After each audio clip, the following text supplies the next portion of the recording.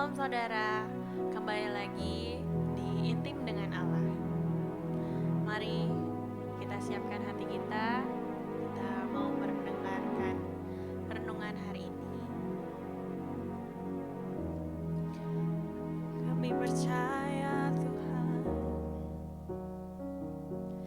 Engkau sumber kekuatan.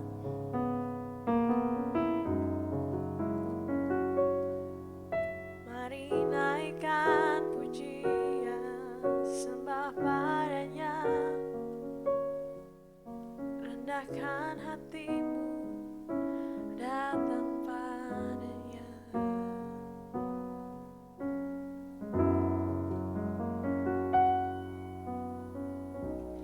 Ya Tuhan, ku percaya, aku percaya.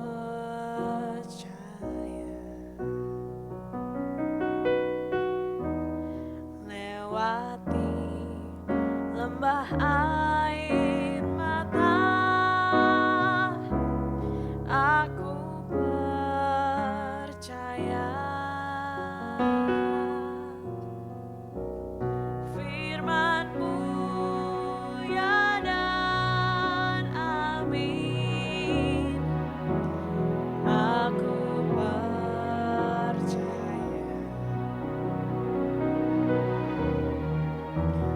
Kenangan sudah Kau jamin, aku percaya.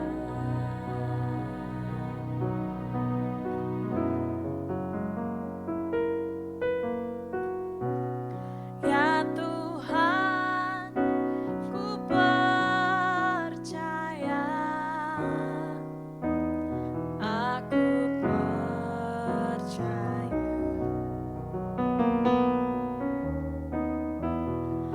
Lewati lembah air mata, aku percaya.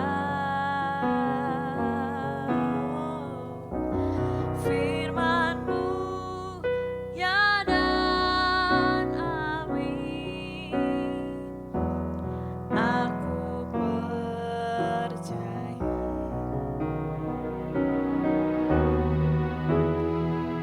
Kenangan sudah Kau jamin, aku percaya.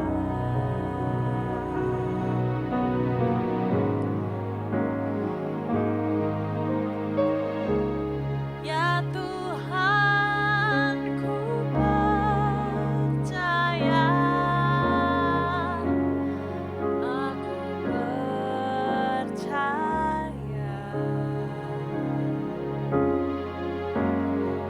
Lewati lembah air mata, aku percaya. Firman-Mu ya dan amin, aku percaya.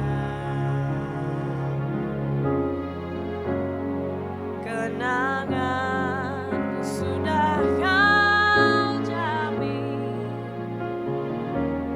aku percaya. Kenangan sudah Kau jamin, kemenangan sudah Kau jamin, aku percaya.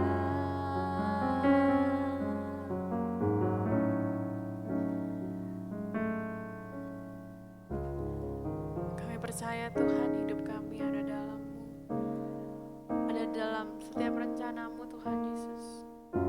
Tuhan yang tahu yang terbaik untuk kami ya Bapa. Terima kasih Tuhan Yesus, kami siap untuk mendengarkan firman-Mu. berbicara ya Tuhan. Dalam nama Yesus kami sudah berdoa. Haleluya. Amin. Shalom.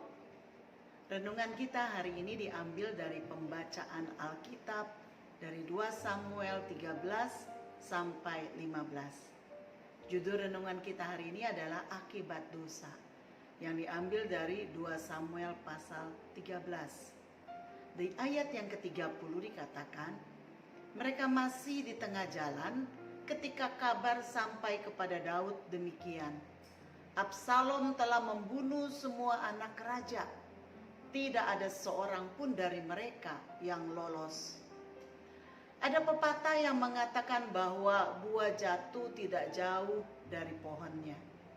Maksud pepatah ini adalah bahwa adanya kemiripan sikap, perilaku, dan pola pikir antara orang tua dengan anak-anak mereka. Artinya sifat anak tidak jauh dari sifat orang tuanya.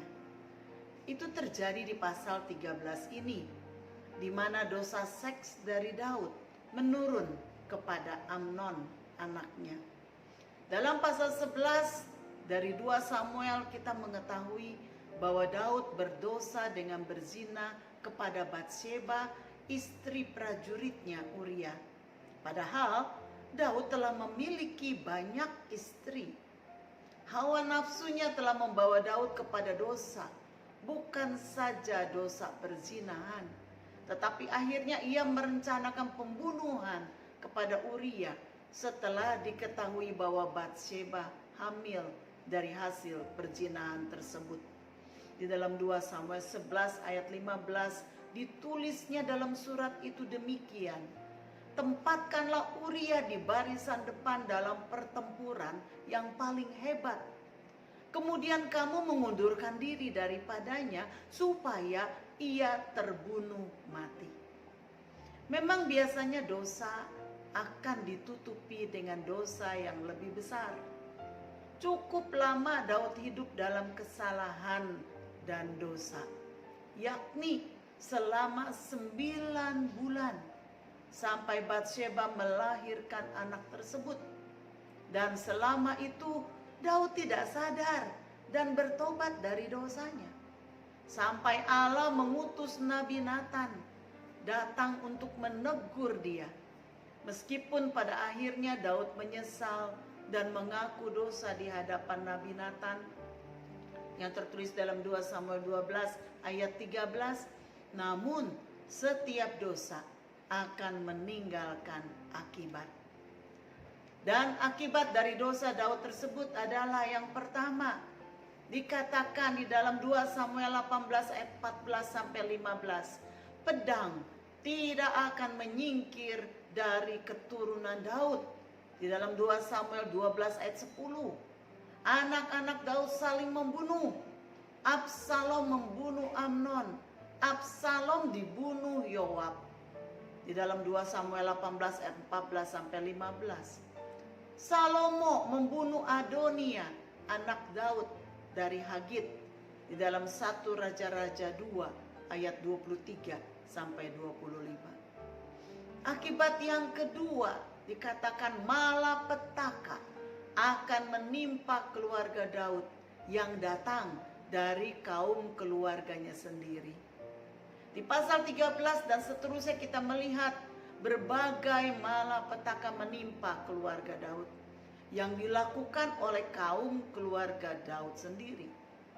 Pasal 13 menceritakan Amnon memperkosa adik tirinya Tamar dengan cara berpura-pura sakit dan meminta Tamar untuk datang dan menyediakan makanan baginya.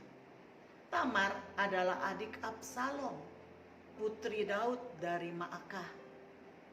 Peristiwa ini membuat Daud sangat marah karena ini adalah aib bagi keluarga Daud.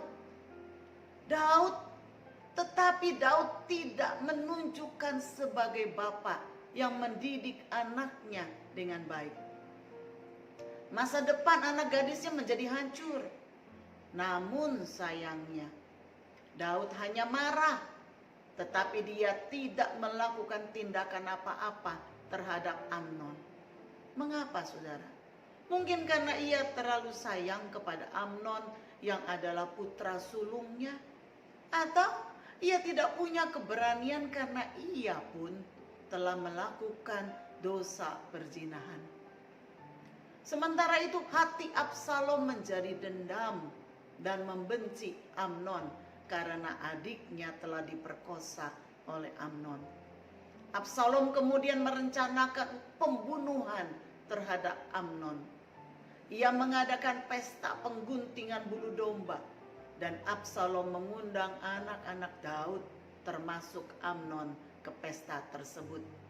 Dan ketika Amnon lupa diri karena anggur, maka Absalom telah menyuruh orang-orangnya untuk membunuh Amnon.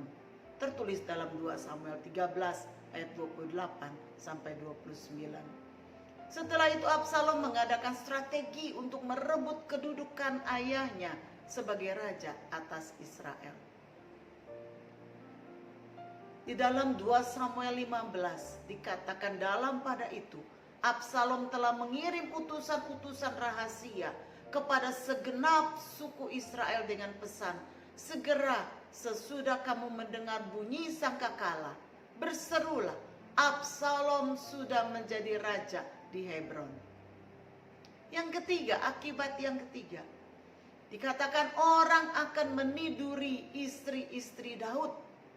Yang tertulis dalam 2 Samuel 12 ayat 11. Kutukan ini terwujud di mana Absalom, anak Daud dari Maaka ini, cucu Talmai, raja dari Gesur, meniduri gundik-gundik Daud, ayahnya, yang tertulis di dalam 2 Samuel 16 ayat 21 sampai 22. Dan itu dilakukan bukan dengan sembunyi-sembunyi, tetapi dengan terang-terangan, diketahui oleh seluruh rakyat Israel sesuai dengan perkataan Nabi Nathan kepada Daud di dalam 2 Samuel 12 ayat 12. Akibat yang keempat, anak dari hasil perzinahan dengan Batseba mati. Di dalam 2 Samuel 12 ayat yang ke-14. Tuhan menulahi anak yang lahir tersebut dengan penyakit selama 7 hari. Dan selama itu Daud berpuasa memohon kesembuhan dari Tuhan.